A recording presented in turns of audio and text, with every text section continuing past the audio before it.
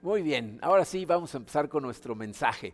Miren, la semana pasada iniciamos un estudio acerca de los conceptos del sufrimiento y del dolor y les dije que para mí era una cosa muy importante porque de verdad llamó mucho mi atención que este hombre joven, cristiano, cuyo padre era pastor, su suegro era pastor, ¿no? Jonathan Steingart, cantante de una banda cristiana, de pronto públicamente renunció a su fe. Eso muchas veces suele moverle el tapete, sobre todo a gente joven en Cristo, y por eso quise hablar de esto. Yo sé que él tiene muchas situaciones, que la verdad muchas de ellas son muy fáciles de explicar, pero la más complicada es cuando se pone a decir, lo que no entiendo es si tenemos un Dios de amor, ¿por qué hay dolor y sufrimiento en el mundo? ¿No? ¿Por qué pasan huracanes? ¿Por qué la gente se hace las cosas que se hace? ¿Cómo puede permitir Dios esas cosas? Y al final la última frase que dice en su escrito, dice, la verdad es que sospecho que si Dios existe, o sea, él dice, yo preferiría que existiera, pero sospecho que si existe, sería muy diferente a como me lo enseñaron a mí. Y esa es la clave de todo este asunto. ¿Qué tipo de Dios te enseñaron? ¿Qué tipo de Dios te ha revelado la Biblia? Porque dependiendo de eso, tú vas a tener ciertas expectativas acerca de Dios que si no cumple las que tú tienes, vas a pensar que entonces no existe como este señor Steingart, ¿ok? Entonces nos dimos a la tarea de analizar el concepto más complicado que es el dolor y el sufrimiento en relación con Dios. La semana pasada contestamos la pregunta, ¿por qué permite Dios el dolor y el sufrimiento?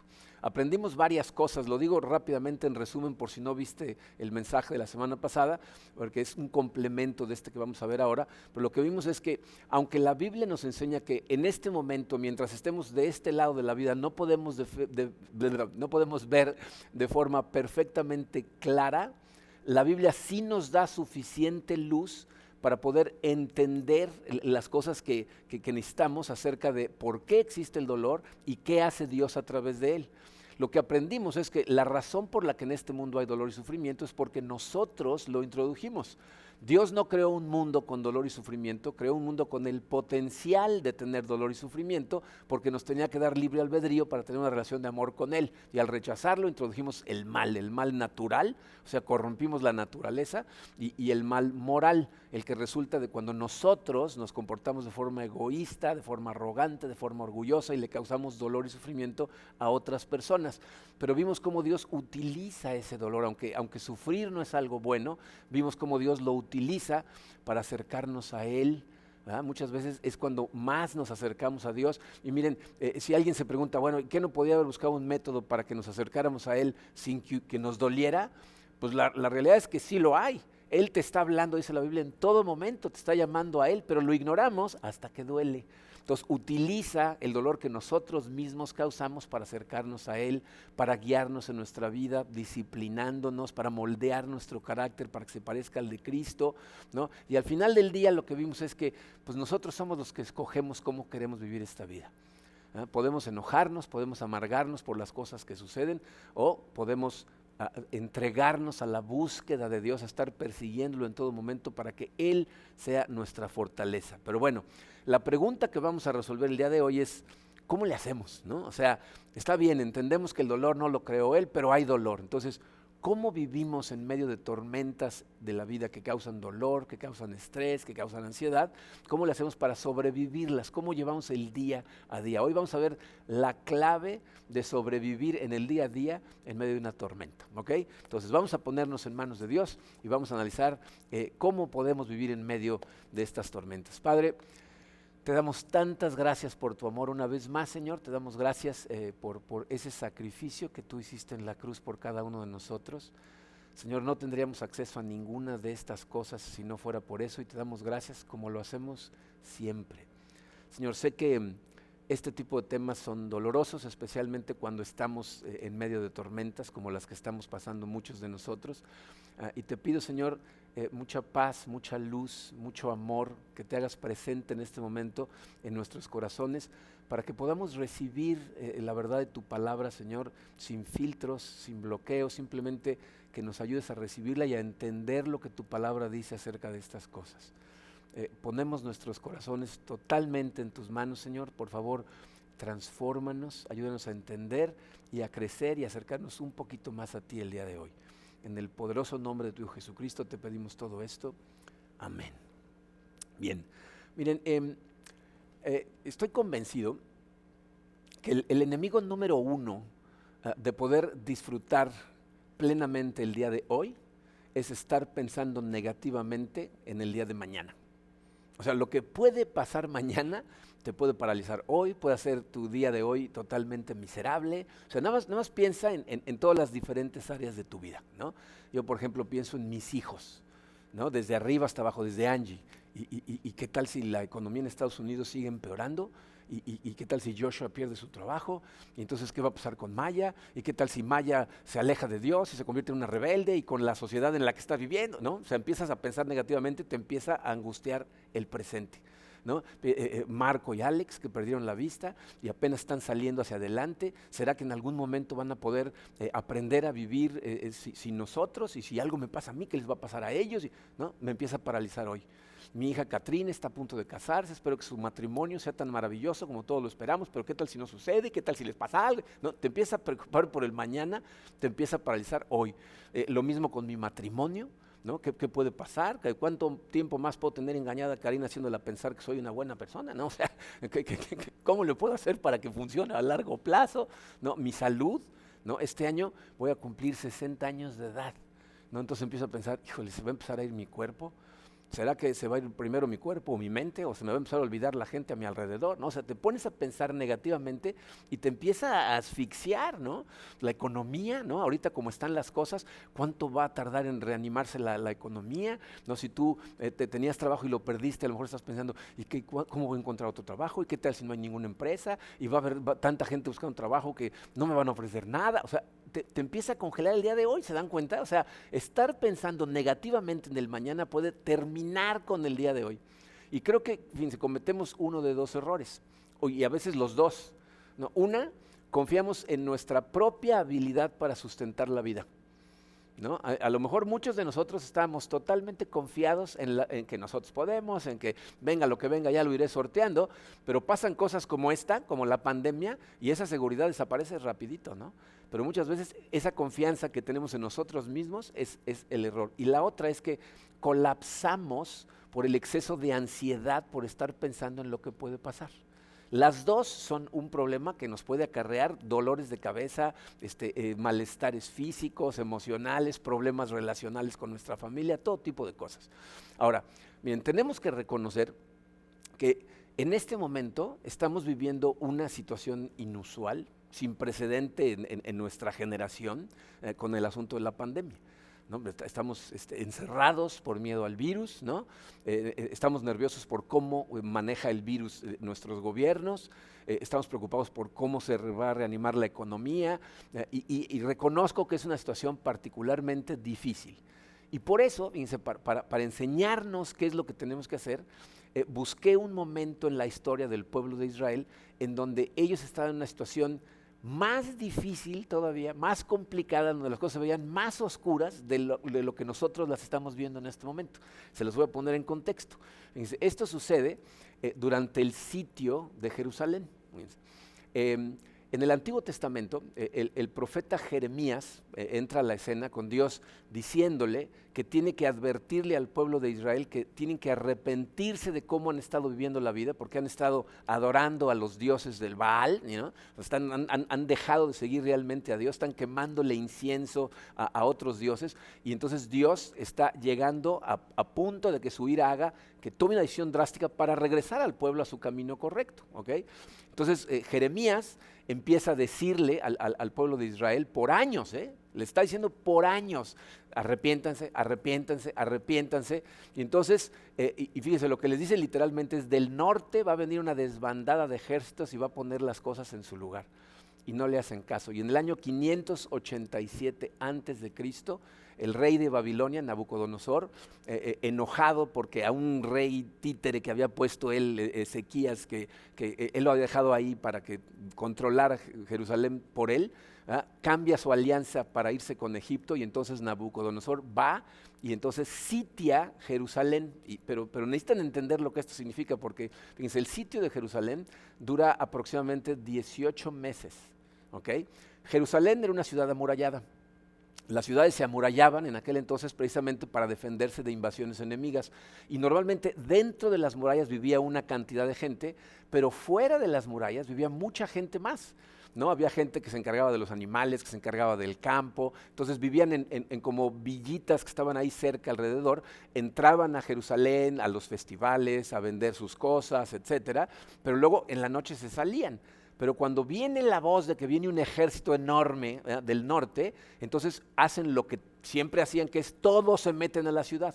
Y entonces cierran las puertas, se pertrechan todos en las murallas y llega Nabucodonosor con un ejército gigantesco, rodea la ciudad, totalmente la rodean y empiezan a construir una explanada para poder invadir la ciudad. Entonces fíjense, 18 meses. Esta gente se mete con la comida que tiene en ese momento. A lo mejor animales, etcétera, pero sobre todo granos, ¿no? Granos de lo que están sembrando, harina, etcétera. Entonces se encierran y ahora la ciudad está sobrepoblada. No tienen espacio para vivir todos los que se meten ahí. Entonces seguramente hicieron ahí medio cabañitas en donde pudieron, algunos durmiendo en la calle como pudieran, ¿no? Empiezan a comerse la comida que tienen y todo el tiempo están en guerra porque los soldados se acercan a la muralla y los de las murallas los defienden, empiezan a matar a algunos, hay escaramuzas todos los días, ¿ok? Lo que sucedió es que se les acaba primero el fuego que la comida, porque tenían que cocinar.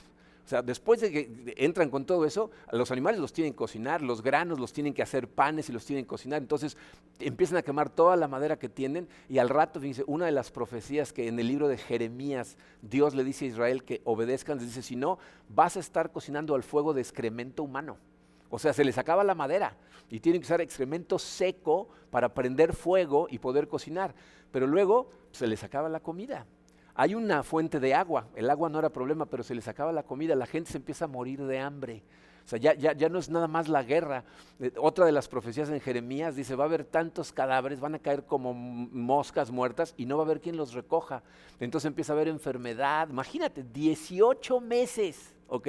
Bueno, como producto de ese sitio, o sea, fíjense, las cosas interesantes en la Biblia, si tú quieres leer acerca del sitio de Jerusalén, te vas a Segunda de Reyes, capítulo 25, y lo menciona en un versículo. Dice, y entonces sitió Jerusalén de tal mes a tal mes, y luego tomó la ciudad. Y de un plumazo te dice el sitio de 1 año y medio, ¿no? De 18 meses. Pero si lees el producto de ese sitio, es el libro de Lamentaciones que escribió Jeremías, en donde en el libro él expresa las emociones que siente durante todo el tiempo que están en el sitio de Jerusalén, ¿ok? Y miren, no estoy tratando de deprimirnos hoy, o sea, el día de hoy es darnos esperanza. Aunque el libro de Lamentaciones es un libro súper oscuro, si lo lees vas a ver, es una lamentación, es una serie de lamentos, que es una poesía preciosa si la leyeras en hebreo, pero en medio de ese libro hay un pasaje que es oro en polvo y la clave de cómo sobrevivimos en medio de una tormenta. Entonces, primero voy a leerte 2 versículos que nos muestran las emociones de Jeremías durante el sitio de Jerusalén. Es Lamentaciones capítulo 3, versículos 19 y 20, dice, acuérdate de mi aflicción y de mi vagar, del ajenjo y de la amargura, ciertamente lo recuerda y se abate mi alma dentro de mí. ¿No? O sea, está recordando la terrible situación que vivieron durante el sitio. Dice, acuérdate de mi aflicción. Y miren, aquí a lo mejor nos podemos identificar, pero la verdad no mucho, O sea, porque nosotros ahorita estamos encerrados en nuestras casas por miedo al virus, ¿no? Y decimos, no, pues yo también me siento encerrado.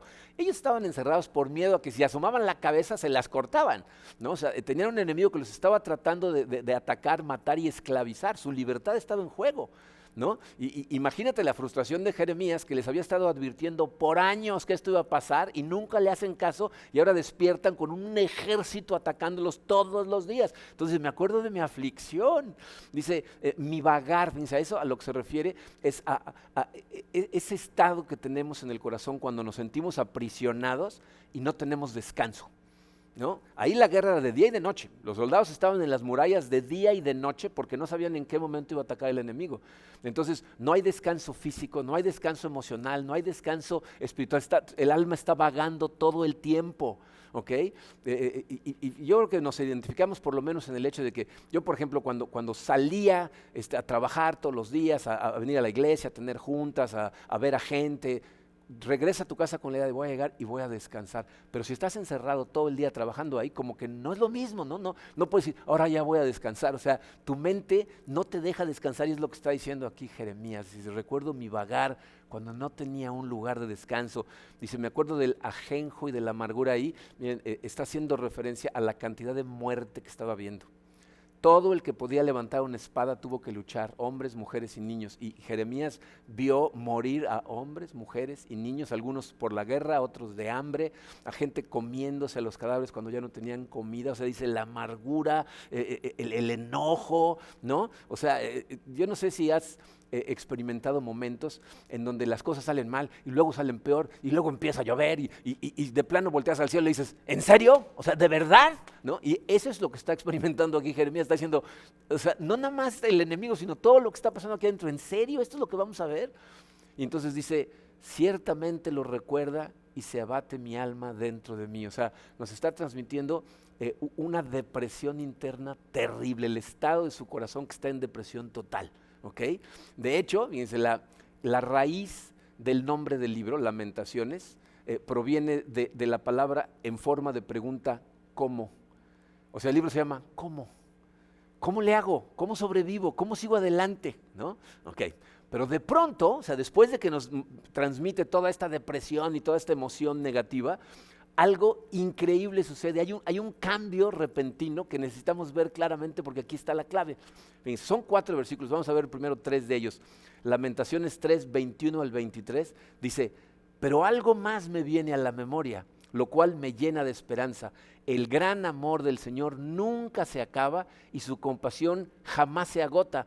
Cada mañana se renuevan sus bondades, muy grande es su fidelidad. O sea, Jeremías está primero recordando las terribles emociones mientras estaba en el sitio, ¿no? O sea, cómo se estaba sintiendo espantosamente, pero luego recuerda lo que lo hizo salir de ese estado, ¿no? Como que de pronto dice, a ver, espérate, necesito acordarme de algo más. ¿De qué? Pues de que el amor de Dios nunca se acaba.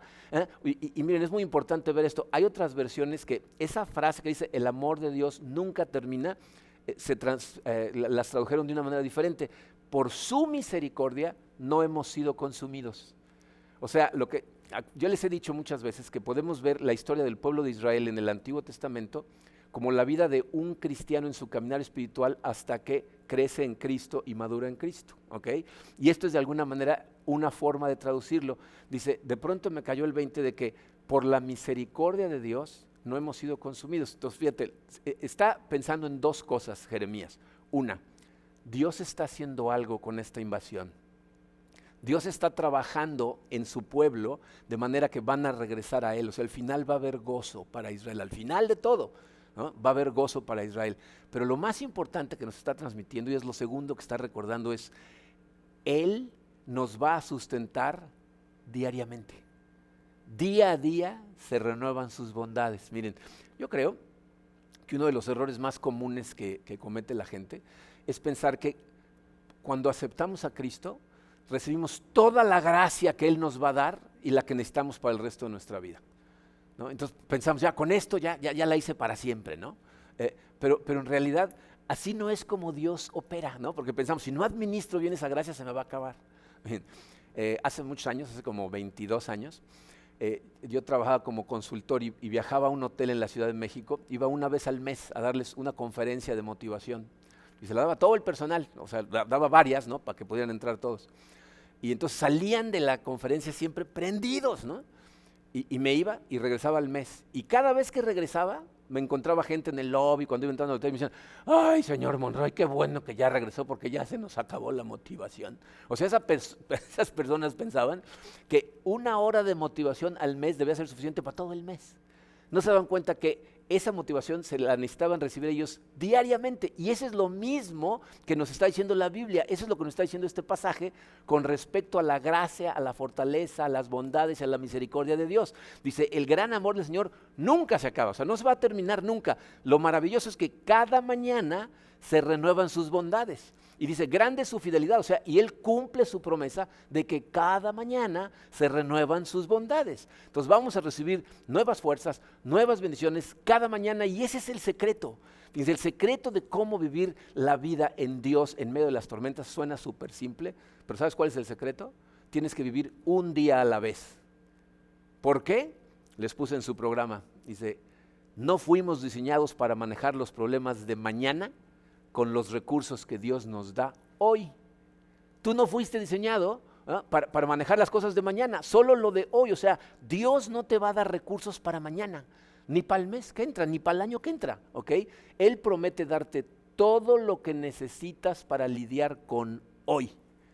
Y miren, este es un tema que yo no sé por qué se nos va todo el tiempo, porque es un tema súper recurrente en la Biblia. Lo podemos ver todo el tiempo, en el Antiguo y en el Nuevo Testamento. Fíjense, en el Antiguo Testamento, ¿se acuerdan del maná? ¿No? Cuando sale el pueblo de Egipto y andan deambulando 40 años en el desierto por desobedientes y Dios les da de comer pan todos los días, ¿cuál es la orden que les da? Dice, cada familia salga y recoja exactamente lo que necesita para cada miembro de la familia para hoy. Mañana recogen lo de mañana. Algunos tercos, si leen la Biblia, recogen más de lo que necesitan, y al otro día está lleno de gusanos, se les echa a perder. Se dice, no, te voy a dar los recursos para hoy, nada más. Otro caso es Elías y la viuda. ¿Se acuerdan cuando Elías hace una oración y dice, ahora no va a llover hasta que yo lo ordene? Y le dice al rey, y no va a llover hasta que yo lo ordene. Y entonces Dios lo manda a vivir con una viuda en Sarepta y le dice, ella te va a dar de comer. Entonces él llega a Sarepta, encuentra a la viuda y le dice, ¿me regalas agua? Y él le da agua y le dice, ¿me haces un pan? Y la viuda le dice, mira, la verdad, estaba a punto de hacer un pan para mi hijo y para mí. Me queda harina y aceite suficiente para hacer un pan. Iba a hacer un pan, lo iba a compartir con mi hijo y luego nos íbamos a acostar a morirnos de hambre, a esperar a que nos muriéramos de hambre. Y él le dice, el Señor te va a proveer, haz un pan para mí y luego haz uno para ti. Y ella obedece y hace un pan para él y uno para ella. Y al otro día hay más harina y más aceite y hace un pan para él y uno para ella. Todos los días aparece lo suficiente para un día. Eso es lo que nos dice todo el tiempo, ¿no? Jesús en Lucas 10 manda a los 72 a predicar, o sea, a los pueblos que él planea ir, manda por adelantado a sus discípulos y les dice, vayan y prediquen de esta manera, pero les dice, no lleves dinero, no lleves doble muda de ropa, no lleves ni bolsita, no lleves nada, el que va a proveer soy yo. Cada día va a proveer. En Mateo 6:34, Jesucristo dijo, no se preocupen por el día de mañana, porque mañana habrá tiempo para preocuparse. Cada día tiene bastante con sus propios problemas, ¿ok? Entonces, deberíamos de ocuparnos de hoy y no estar preocupándonos por mañana. Pero al parecer, este es un concepto que nos cuesta mucho trabajo asimilar. No sé por qué razón, pero la gente no puede ver en términos de hoy, siempre quiere ver en términos de dentro de mucho tiempo. Lo vemos mucho, fíjense, por ejemplo, en matrimonios con problemas. Es algo típico de matrimonios con problemas. No pueden ver hoy, siempre quieren ver hacia el futuro. Por ejemplo, es muy triste para mí darme cuenta que muchas personas en sus matrimonios piensan que van bien. Y cuando empiezan a ir las cosas mal, se rehúsan a aceptar que están empezando a ir mal. Y entonces, para cuando vienen a pedir ayuda, generalmente ya tienen un problema tan serio que les cuesta mucho trabajo amarse. Y entonces me dicen frases como, es que yo no sé si voy a poder volver a amar a mi pareja, no, a mi esposo o a mi esposa, me tomaría meses o años. Y no están entendiendo que todo lo que Dios nos pide que hagamos es hoy. Jesús nada más te manda a hacer cosas para el día de hoy. Entonces, esposos, en este momento estás teniendo problemas para amar a tu esposa y piensas que no vas a poder hacerlo, solo por hoy. Solo por hoy sé un hombre de Dios, solo por hoy ama a tu esposa. Y no me refiero a siente algo por ella. Me refiero a solo por hoy, trátala con amor. Haz cosas que harías por ella por amor. Carga un poquito de su carga. Piensa en ella, piensa en su dolor. Solo por hoy. concéntrate en ser el hombre de Dios que Él te diseñó para ser nada más por hoy. Y ya sé que algunos van a decir, es que no conoces a mi esposa. Acuérdense, en la Biblia no hay asteriscos que digan, a excepción de las esposas que están medio locas. No, no hay excepciones, ¿ok? De hecho, acuérdate de tus votos matrimoniales. Prometimos estar con ellas y con ellos en las buenas y en las malas. Eso significa, no nada más cuando estén las cosas muy bien y me esté amando y me esté haciendo sentir bien. O sea, todo el tiempo. Igual las esposas, ¿verdad? Te cuesta mucho trabajo en este momento, respétalo y ámalo solo por hoy. Y por favor, no pienses de inmediato en decir, es que no se lo merece. La manera en que tú te comportas hacia tu pareja en el matrimonio no tiene que ver con las acciones de tu pareja. Tiene que ver con la promesa que le hiciste a Dios de amar y respetar a tu pareja. Acuérdense que el matrimonio debería de ser un ejemplo de cómo Dios persigue incondicionalmente el corazón del hombre, aunque éste lo rechace. Entonces, solo por hoy, no pienses en mañana, no pienses en la semana que entra, piensa en hoy. Hoy voy a ser un hombre de Dios, hoy voy a ser una mujer de Dios, ¿ok? Entonces, hoy, ¿qué tal con nuestros hijos? ¿No? Hay veces que los padres llegan y dicen, es que ya no sé qué hacer. Y lo que están viendo es años que sobran para que los niños crezcan. Solo por hoy persigue su corazón. Solo por hoy escúchalo sin juzgarlo. Solo por hoy ámalo. Solo por hoy disciplínalo. Solo por hoy, eso es todo lo que tienes que acercarte a decirle, Señor, solo por hoy, dame la fortaleza para este día. Lo mismo sucede, por ejemplo, con nuestras tentaciones. Esos pecados secretos que la gente tiene, adicciones a la lujuria, a la pornografía, al alcohol, la gente que la manera de desahogarse es iracundamente explotar, o la soberbia, o el tratar de controlar a la demás gente. Lo que tienes que decirle a Dios es, Señor, solo por hoy. Cuando venga la tentación, le tienes que decir solo por hoy. De hecho, miren, 1 Corintios 10:13, el apóstol Pablo dice estas palabras: Dios es fiel y no permitirá que ustedes sean tentados más allá de lo que puedan aguantar. Más bien, cuando llegue la tentación, Él les dará también una salida a fin de que puedan resistir. Entonces, lo que nos está diciendo hoy Pablo es, Él nos promete que con las tentaciones hay una como ventana de tiempo en la que tú puedes resistir. Si en ese momento que sientes la tentación, volteas al cielo y dices, Señor, solo por hoy, solo por este momento, dame la fortaleza para resistir, te aseguro que puedes resistir y la siguiente vez va a ser más fácil resistir. Pero si cedes a la tentación, la siguiente vez va a ser más difícil resistir. Pero solo por hoy, solo por este momento, Señor, dame la fortaleza. Tienes que entrenarte a en esos momentos de tentación acudir a Él. Y Él te promete darte la fortaleza para ese momento. ¿Y qué tal nuestro dolor? Porque eso es de lo que estamos hablando, ¿no? ¿Qué tal esos dolores que sentimos en el corazón por estas cosas que nos están haciendo sufrir y que no podemos cambiar? Necesitamos depender en esos momentos, solo por esos momentos, de su fuerza. Miren, la semana pasada hablamos un poco de esto. Yo les decía que en esos momentos que son tan dolorosos, tan oscuros, necesitas poner tu mente en la eternidad, necesitas poner tu mente en el gozo que vamos a tener con Dios por la eternidad. Y les dije, no estoy tratando de minimizar lo que te está doliendo, pero te puedo decir como el gerente de animación, aquel que les platiqué de Cuba, ¿no? Que a los 3 meses se iba a vivir a Canadá, iba por fin salir de Cuba. Esos últimos 3 meses que pasó ahí, siguió en las mismas circunstancias, pero las vivía con poder, hacía su trabajo con ganas, con gusto, porque sabía dónde iba a terminar. Y tú y yo sabemos a dónde vamos a terminar. Y a lo mejor dices, sí, bueno, 3 meses, yo no sé cuánto tiempo más voy a vivir. La Biblia dice que la vida es como una bocanada de humo. A ti te parece en este momento larguísima, pero se va en un santiamén. Y no necesitas preocuparte por qué tanto vas a vivir. Si pensaste de esa manera, no estás pensando en solo por hoy. Y eso es lo que te estoy tratando de decir. Necesitas poner tu mente en la eternidad y decir, Señor, solo por hoy dame la fortaleza para aguantar esto que estoy siguiendo. ¿Ok? Entonces, no te estoy diciendo que no va a haber noches de llanto, que no va a haber noches en que terminas agotado. Lo que estoy tratando de decirte es que aunque lleguen esas noches, la promesa es su misericordia se renueva cada mañana. Y entonces esa es la manera en cómo Jeremías pudo vivir los 18 meses del sitio y después fue exiliado a Babilonia, ¿ok? Pero fíjense qué es lo que sucede, porque el siguiente versículo nos va a decir qué es lo que hizo Jeremías a continuación y qué es lo que tenemos que hacer tú y yo. El versículo 24, Lamentaciones 3:24 dice, por tanto digo, el Señor es todo lo que tengo, en Él esperaré. Dice, porque estoy consciente de que todas sus bondades se renuevan todos los días. Él es fiel y me asegura que se van a renovar todos los días. Entonces me doy cuenta que lo único que tengo es a Él y en Él esperaré. Porque todos los días se renuevan, esperaré en el Señor. Y miren, el profeta Isaías nos recuerda en su libro qué sucede en el corazón de la gente que decide decir, ok, yo voy a esperar en el Señor. Sí, esto está fuertísimo, pero yo voy a esperar en el Señor.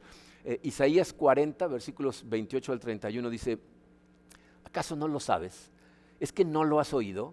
El Dios eterno, el Señor, el creador de los confines de la tierra, no se fatiga ni se cansa. Su entendimiento es inescrutable, no entendemos las cosas como las entiende Dios. Dice, Él da fuerzas al fatigado y al que no tiene fuerzas aumenta el vigor. Aún los mancebos o los jóvenes se fatigan y se cansan y los jóvenes tropiezan y vacilan. Pero, y ahí viene, dice, los que esperan en el Señor renovarán sus fuerzas, se remontarán con alas como las águilas, correrán y no se cansarán, caminarán y no se fatigarán. Dice, cuando tú esperas en el Señor, cuando tú te sientes al límite de tus fuerzas, cuando ya no puedes, pero lo que haces es ir a Él y decirle, solo por hoy, Señor, y te acuerdas, su bondad es eterna, su amor no se termina nunca, ¿no? Él me va a fortalecer, entonces renueva tus fuerzas. Pero ¿saben qué es lo triste? Que estas cosas se nos olvidan rapidísimo. A mí me afectan, igual que a ti, las cosas que nos están pasando, y me pasa cada rato que llego a momentos en donde ya me siento que me estoy asfixiando, y entonces regreso a Él y empiezo a sentir su fortaleza. La semana pasada me volvió a pasar que a medianoche me desperté y empecé a ofuscarme y acudí a Él. Le dije, Señor, tú eres mi fortaleza. ¿Y saben qué me dijo claramente? Duérmete, mañana será otro día. Y eso me recordó estos pasajes de Lamentaciones, claro. Mañana se renuevan sus misericordias y eso me llena el corazón de paz. Miren, esto de un día a la vez sucede en todas las áreas de nuestra vida, en el dolor, en nuestro crecimiento espiritual. Hay gente que se frustra porque como que le urge crecer espiritualmente, está tratando de verse crecer, ¿no? Como si pudiéramos ver crecer a nuestros hijos, ¿no? Nunca lo vemos, ¿no? Un día cuando nos damos cuenta ya están grandes. El crecimiento espiritual es igual, es un día a la vez. ¿Te sientes que estás en un desierto espiritual? Haz hoy tu devocional. No pienses en mañana, no pienses en el mes que entra, no pienses en si voy a tener la fuerza de voluntad de hacerlo todos los días. Solo por hoy. Siéntate, lee tu Biblia, medita un ratito. Solo por hoy, en tu trabajo, en tu negocio. Sé un hombre de Dios, una mujer de Dios en lo que haces solo por hoy. Solo por hoy. Vamos a enfrentar cimas, vamos a enfrentar valles, se va a ver cosas bonitas, va a haber cosas difíciles, pero no nos rendimos. ¿Por qué? Deuteronomio 31:6, esta es una promesa que necesitas guardar en tu corazón. Sean fuertes y valientes, no teman ni se asusten, pues el Señor, su Dios, siempre los acompañará, nunca los dejará ni los abandonará. Dios jamás te abandona, siempre está ahí. Hay veces que nosotros no estamos buscando a Dios y por eso no lo vemos, pero en el momento en que tú vas a Él, yo espero en ti, Señor, solo por hoy dame la fortaleza, ahí está Él.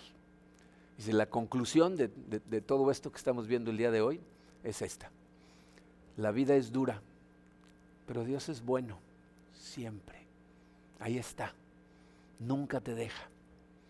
Pero al final del día, terminamos con la misma conclusión que la semana pasada. ¿Cómo vas a enfrentar la vida? Es opcional. Tú puedes escoger amargarte, enojarte, ¿no? ¿Y sabes qué es lo más triste de eso? ¿Sabes a quién es a la persona a la que más le afecta eso? A ti. O sea, la gente como que siente que si se enoja con otra persona y se muestra enojado, le está haciendo pagar, ¿no? Estoy enojado con Dios, no le voy a hablar. Y como que estamos castigando a Dios. Pero eso no le afecta a Dios, te afecta a ti.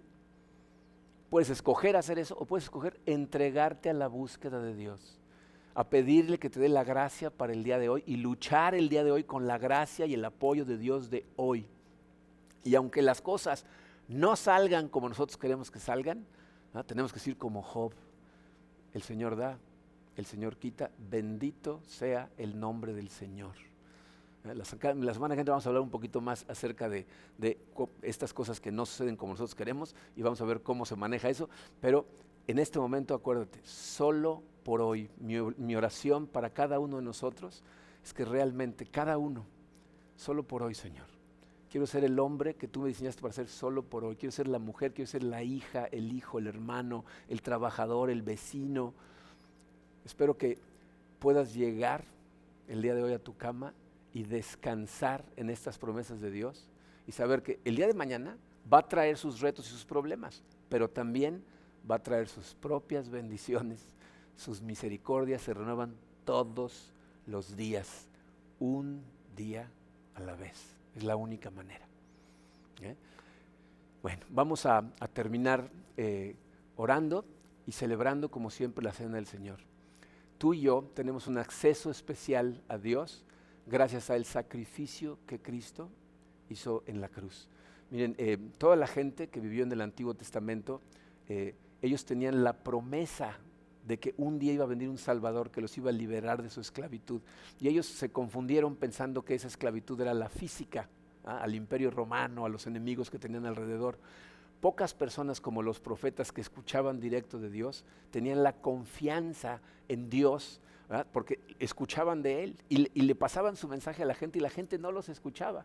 Tú y yo vemos de este lado de la cruz, sabemos que Dios cumplió su promesa, sabemos que envió a su Hijo Jesucristo a morir a la cruz y gracias a eso tú y yo tenemos acceso a Él, podemos sentir su presencia en nuestro corazón, recibir guía directa de Él, no necesitamos de profetas alrededor, Él nos habla a nosotros, podemos acudir y decirle personalmente, solo por hoy, Padre, gracias a que Cristo murió en la cruz por ti y por mí. Así es de que vamos a orar y vamos a celebrar la cena del Señor.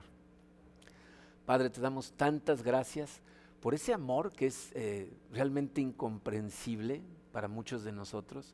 O sea, tu amor no se agota, se renueva todos los días para darnos nuevas fuerzas. Y la verdad, Padre, tristemente sí son cosas que se nos olvidan y te pedimos, Padre, que a través de tu Santo Espíritu tú nos las recuerdes todos los días. Y queremos agradecerte, Señor, por ese sacrificio que hizo Jesucristo en la cruz, porque eso es precisamente lo que nos dio acceso a tener a tu Santo Espíritu viviendo en nuestro corazón. Así es de que en este momento, Señor, queremos recordar ese sacrificio y agradecerte, Señor, por el amor que nos mostraste a través de él. Si tienen sus elementos, te damos gracias porque Él entregó su cuerpo por nosotros mientras nos comemos este pan.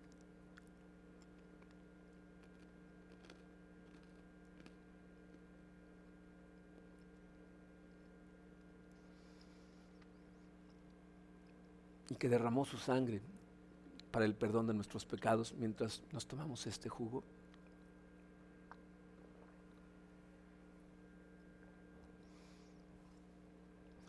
Y queremos ponernos totalmente en tus manos, Señor. Acompáñanos cada momento del día durante el resto de nuestros días, Padre. Y recuérdanos que todo lo que necesitamos hacer es utilizar la gracia que nos das el día de hoy para vivir el día de hoy. En el poderoso nombre de tu Hijo Jesucristo, te adoramos, Señor, te agradecemos todas estas cosas. Amén.